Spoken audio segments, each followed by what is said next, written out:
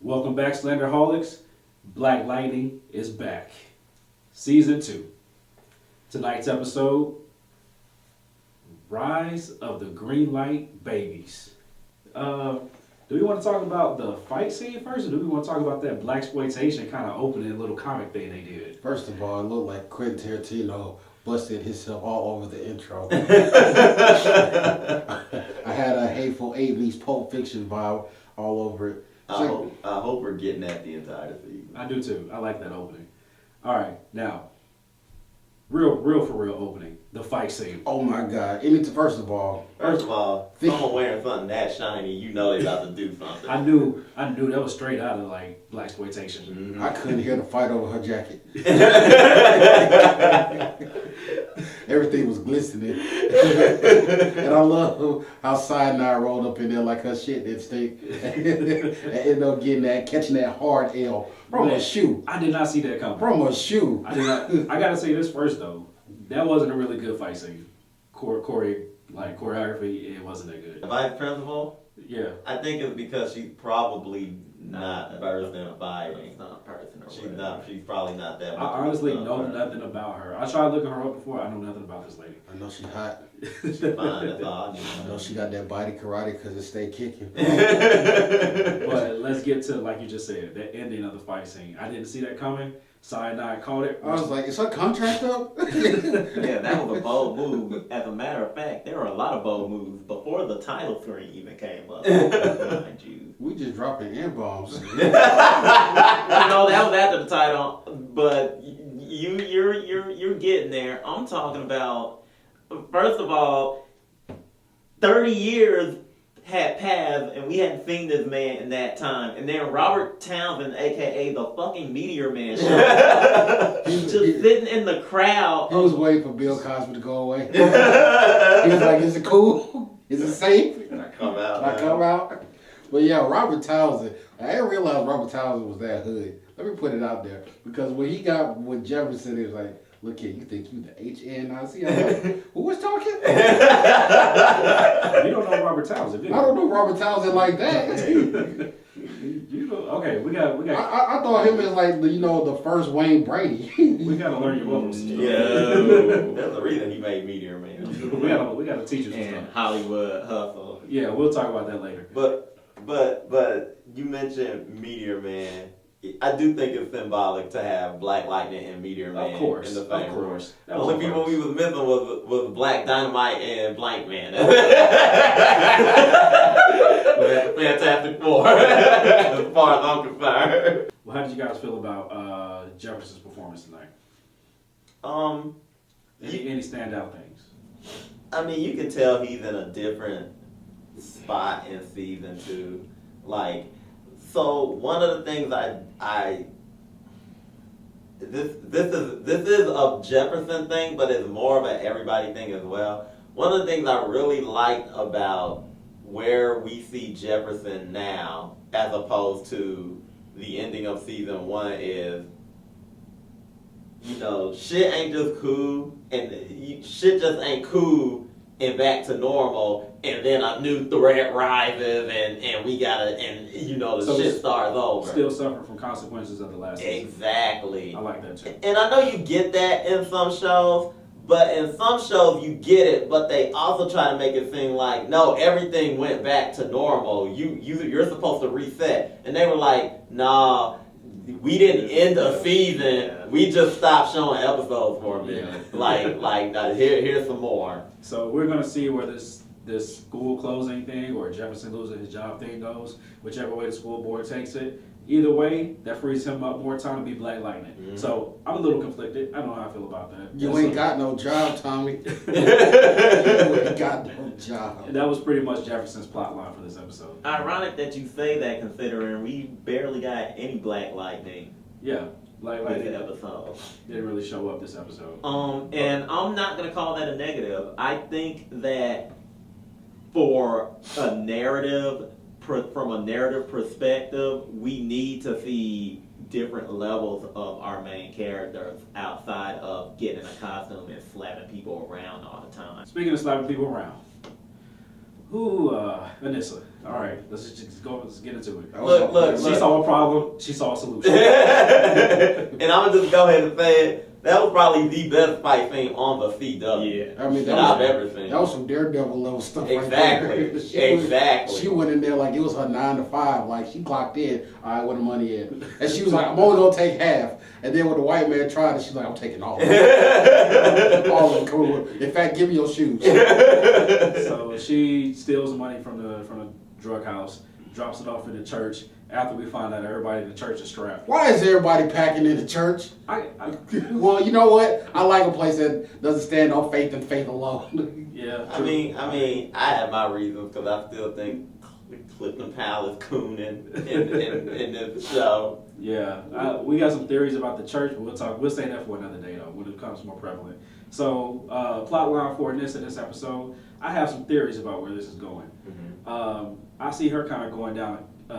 She's skating on thin ice. She's riding the border. She's on the fence somewhere. Here's the thing.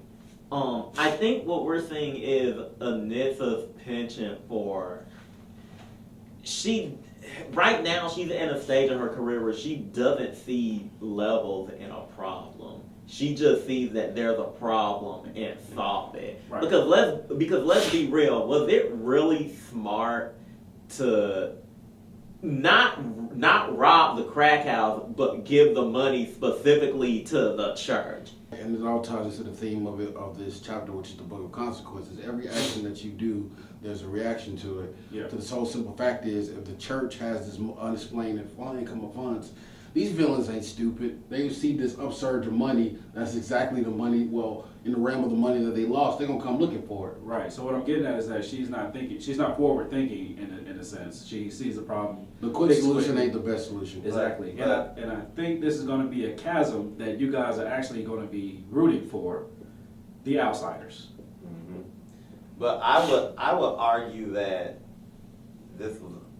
she was always doing that since episode 1. Well, yeah, it's still part of her character. Mm-hmm. And this is where the training of Black Lightning, mentorship comes in for Black Lightning. All right, so keep it moving. Baby girl. What are we calling her these days? Think she too old for Ant Farm now? She is. Call her Glow Bug. I want to call her. I don't feel so good.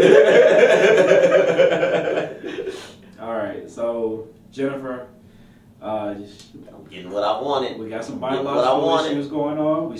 These are things she was worried about in season 1. Fuck it, I got what I wanted. I finally, I said at the end of season 1, I said I want to see her turn into pure energy, and I got it. That's what I was waiting on. All I know is when I walked in the room and she was having an exorcist moment. And, you know, in the black community, there's 2 ways to solve exorcist happiness, and that's with Jesus and a belt. So I didn't know whether to whoop her or throw holy water. I was like, Lynn, get in there. Go get a switch too. She acted up. Jennifer has a few things going on.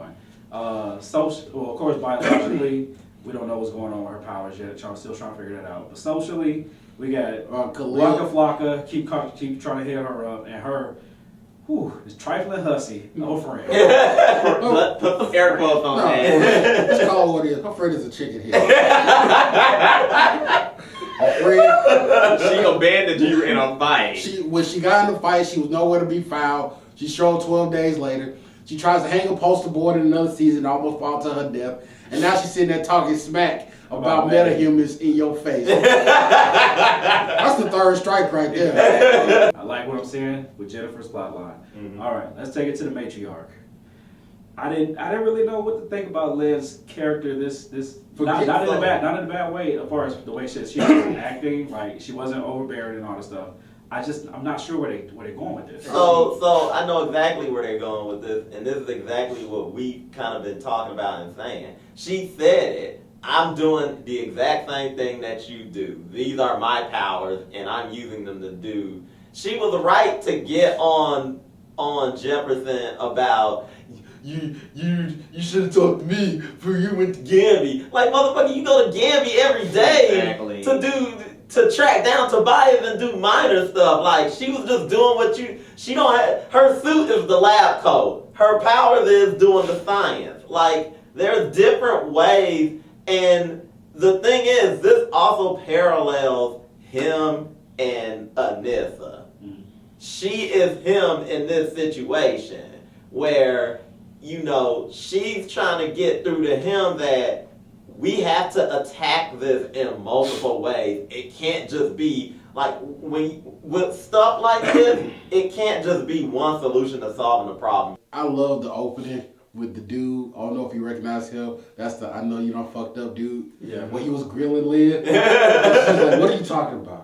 I don't want to talk to you. All 'cause deep you, cut. you ain't nothing but a lying hussy. I was like, whoa, that's somebody's mother. I think it was kind of pushed under the radar and no one really caught it. I think I know what you're talking about. It's regarding black people and their relationship with psychology. Mental health. Oh yeah, and that was another thing. I'm Yep. glad that they talked about mental health. It's something that like is taboo in the black community that we don't bring up, even though it is genetic, you know, in a lot of cases. And like I said, most people say, well, you need to go pray it away and stuff like that. Mm-hmm. No, there's actual trauma that you're dealing with. You saw your dad get murdered in front of you. That's gonna reverberate through you. Jennifer is a child going through all these changes. She needs to talk to somebody. You can't bottle this up, otherwise, you know, you drinking at the barbecue, and that's the only way your feelings come out. And that. But one quick thing, since I always talk about comics, I think it's interesting that this subject matter came up in Black Lightning in particular, because DC Comics has a comic out right now. They're doing an event, and it's specifically about mental health. I wouldn't read it though, but Moving along. Let's put Gambi on the shelf today. Mhm. We'll talk about him a little later. Mhm. If you know what, Gambi could probably be a part of this conversation because Vice Principal, she's trying to do her thing. We know she's the spotter. She's the new Gambi in town. Couple plot lines for her. She wants to get out the game. She comes to the only man that she knows how to help her get out the game, and she probably should have called first. Exactly. He did what he did, that he magic You don't just Roll roll up. up in my. He didn't even reach behind. That was the messed up part. Like It was a magic trick. like he just had it. Like Like he was raising his hand to shake her hand, and the gun was there. Like, oh, I forgot I was holding it. He was like, abracadabra, bitch. It's getting rough for Vice Principal. She figures the only way she can get out is to get that briefcase, get it to Gambi, and you know, first she gotta roll up on the big boss. I don't know how she thought that was gonna go down. Yeah, Like- she tackled that all wrong. Yeah. She was not a good spotter. Like night vision guy was not gonna prepare you for a harpoon. I'm sorry. You got harpooned in your chest. I don't see how you let that happen. I'm And not then, even gonna then lie. the way he was reeling her in. She just sit there sliding against the floor. And she had on knee pads. Get over here. So I don't know. Like I said, I don't know how she thought that fight was gonna go down, but hopefully she's still alive. She thought next she was gonna do episode. flips and shit. She thought she was Lana from Archer. Yeah. It did not turn out It that did way. work. All right, so we'll see what happens next episode with Vice Principal. I don't know. We'll see. All right, last character I want to talk about. We have green light babies instead of bang babies. There's one in particular. I think his name was Issa. His name's Issa Williams. Issa Williams. We saw him get killed in the beginning, or somewhere in the middle, something like that. We saw him get murdered by the police. By the police. Yeah, let's call it what it was, capital murder. Yeah, and he rises from the dead, from the body bag. And we have theories. We saw him display powers unconsciously. We saw it. He made his mother tell the truth when he came back to life. And she was saying things that she didn't want to say, but things that were definitely on her heart. So he definitely has some powers that make people tell the truth. He's Wonder Woman's lasso. That's true, in human form. But I was referring to your theory about how you manifest your powers that we talked about before the show. Yeah. All right, let's talk about that. So, outside of the Pierces and Tobias and the people Tobias created, the only other two metahumans who we've seen their powers activate are Tattooed Man and this kid. If you notice, they both died and then came back to life with powers. So we're thinking that's how metas are kind of activated in this, Right. in this new day and age. So you have to, there are stages to green light, and it's also symbolic that they're called green light babies. They die and they're reborn. Okay, so that's our theory on green light and green light babies. Okay. We'll see how this plays out. So we need to talk about one more person. Hell yeah, we weren't closing out without talking about my boy Babe Rage. Babe Rage. First of all, the last horse crosses the finish line. it only took you 25 years. Let me guess. You 6'8". You only showed up when Black Lightning showed around. You kind of look like him. Let me. Are you Jefferson? And when he found out, he wagged his finger and shame so hard, I felt that down in here. You know when you go to the refrigerator, you got roommates, and your roommate drink the last of the juice, and you just look at them like you don't got the words. Henderson almost had my respect until he said, "It's lead thunder." No, I can give you another 25. All right, so that was our first episode recap coming back on Black Lightning season 2. Like we said at the beginning, overall good episode. Loved it. Can't wait to see more. Like and subscribe. Check out our other shows. We just put out. Flash came back.